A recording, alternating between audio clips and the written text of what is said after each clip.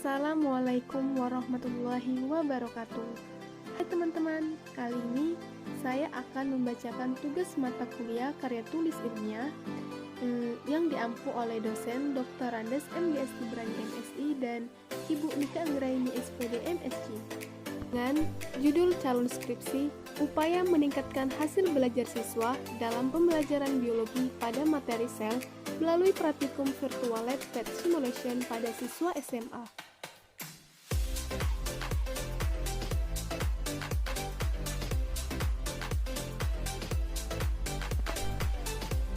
Struktur analisis artikel.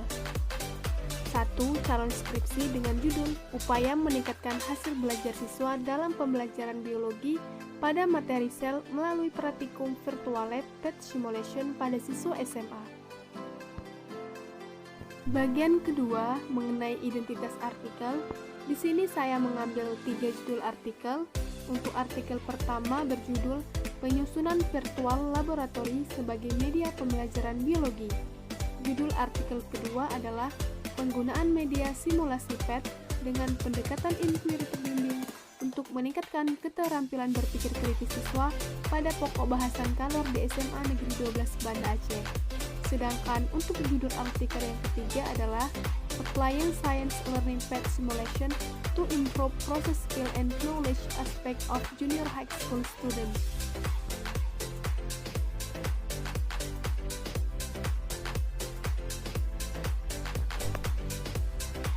Baiklah teman-teman, kali ini kita akan membahas artikel yang pertama. Pada artikel pertama ini membahas tentang bagaimana membuat virtual lab yang akan digunakan sebagai media pembelajaran biologi. Yang kedua, informasi penting yang akan dimanfaatkan adalah yang dapat dimanfaatkan adalah yang pertama, pembelajaran dengan virtual laboratory bertujuan untuk menyajikan informasi dalam bentuk yang menyenangkan, menarik, mudah dimengerti dan jelas.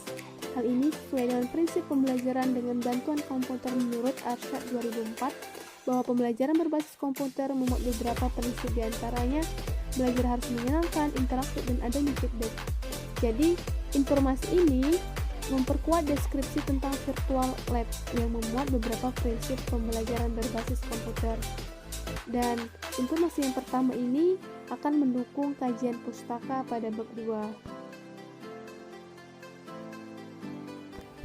Kemudian, informasi yang kedua adalah pembelajaran virtual laboratory bisa mendukung pembelajaran tanpa harus menggunakan eksperimen yang sebenarnya. Penyusunan virtual laboratory pada penelitian ini lebih mirip dengan format simulasi, namun telah menunjukkan pada kegiatan-kegiatan yang bersifat eksperimen, seperti kegiatan praktikum di laboratorium IPA, biologi, ataupun kimia.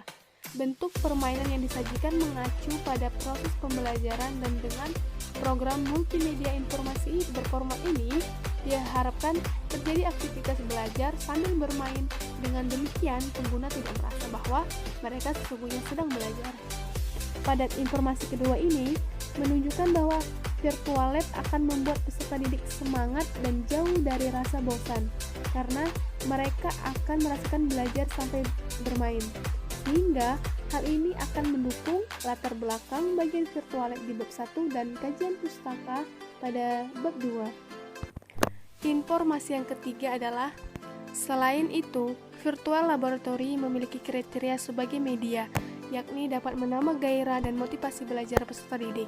Manfaat media pembelajaran menurut Kemp and Dayton adalah sebagai berikut.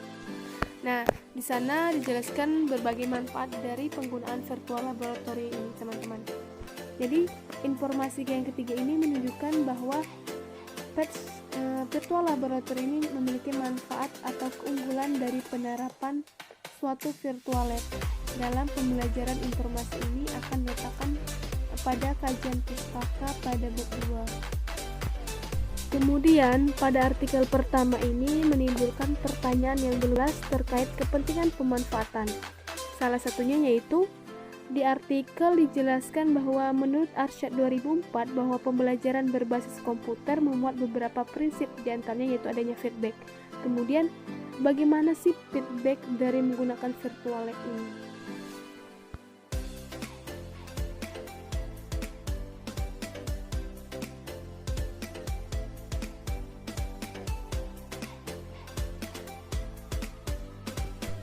Oke, kita lanjut ke artikel yang kedua.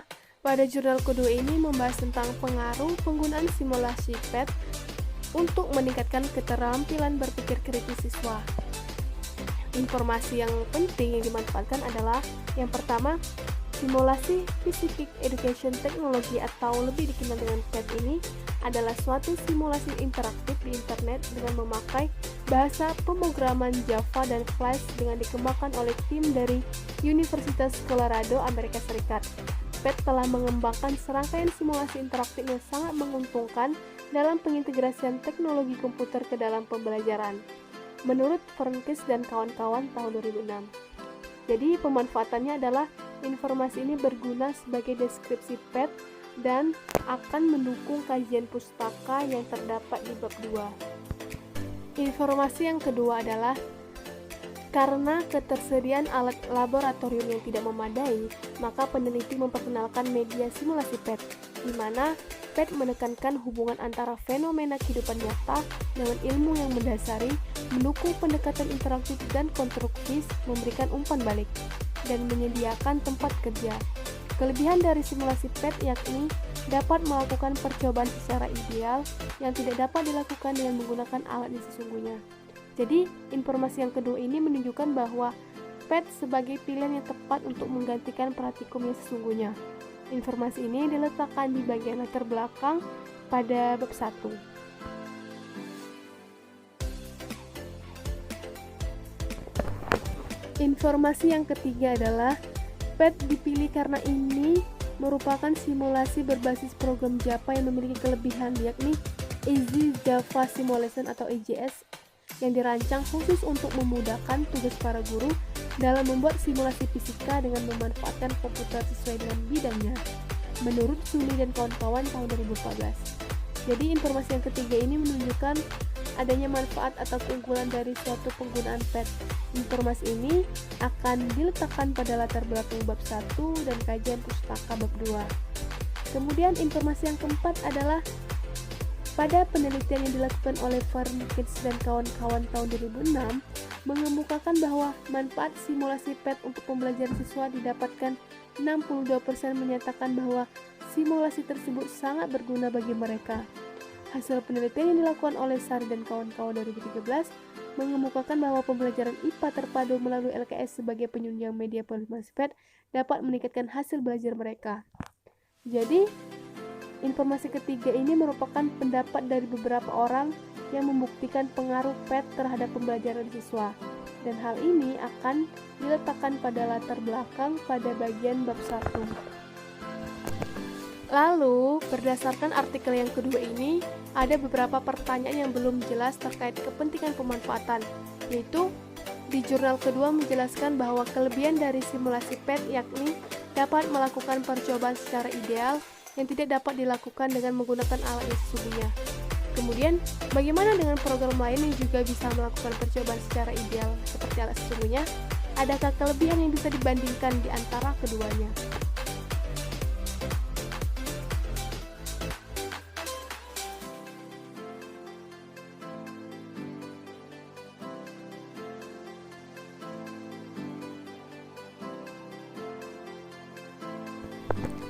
Selanjutnya, kita akan membahas artikel yang 3. Topik pada artikel ini membahas bahwa dengan menggunakan pembelajaran komputer simulasi diharapkan dapat menambah minat siswa menciptakan suasana belajar lebih banyak menyenangkan. Nah, simulasi komputer yang dimaksud oleh artikel ketiga ini adalah PET. Kemudian, informasi penting yang dapat dimanfaatkan adalah yang pertama, UU nomor 20 tahun 2003 on the National Education System states educator and personal education is obligated to create education atmosphere that is meaningful, fun, creative, dynamic, and dialogical. One of the factors that play a role in success of learning process is the ability of teachers to choose methods, models, and appropriate learning media.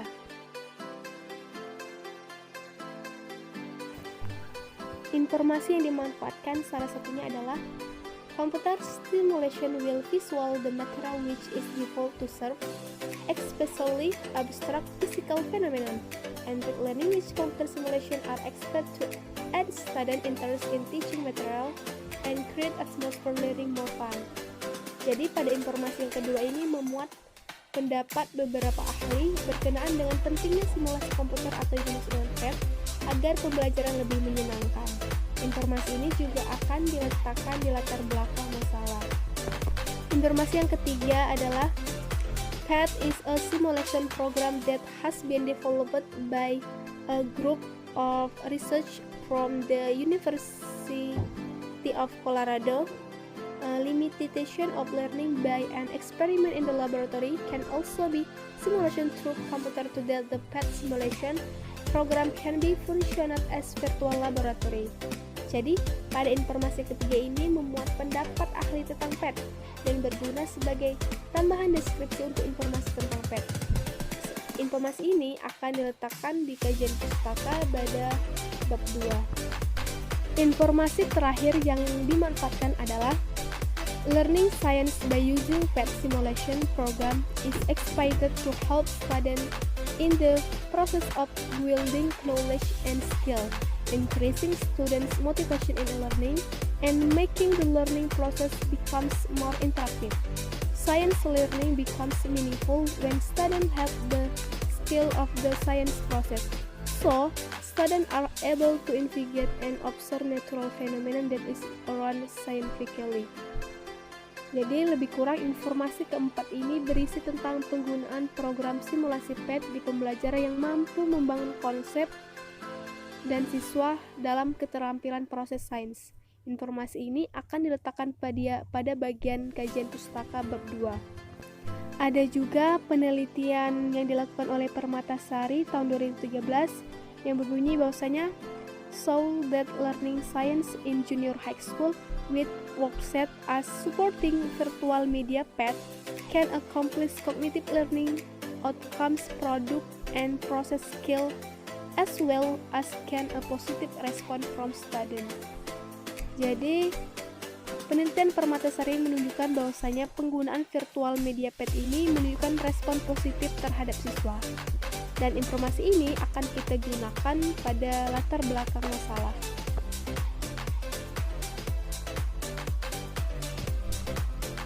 Pada artikel ketiga, ada beberapa pertanyaan yang belum jawab terkait kepentingan pemanfaatan yang akan digunakan. Salah satunya adalah hasil penelitian oleh Permatasari 2013 menunjukkan bahwa pembelajaran IPA di SMP maupun SMA dengan LKS sebagai media virtual pendukung PET dapat mencapaikan hasil belajar kognitif produk dan keterampilan proses serta mendapat respon yang positif dari siswa. Pendekatan dan model pembelajaran apa yang cocok diterapkan bersama media virtual pendukung PET tersebut? Baiklah teman-teman, sekian penjelasan dari saya mengenai 3 artikel. Saya akhiri dengan wassalamualaikum warahmatullahi wabarakatuh.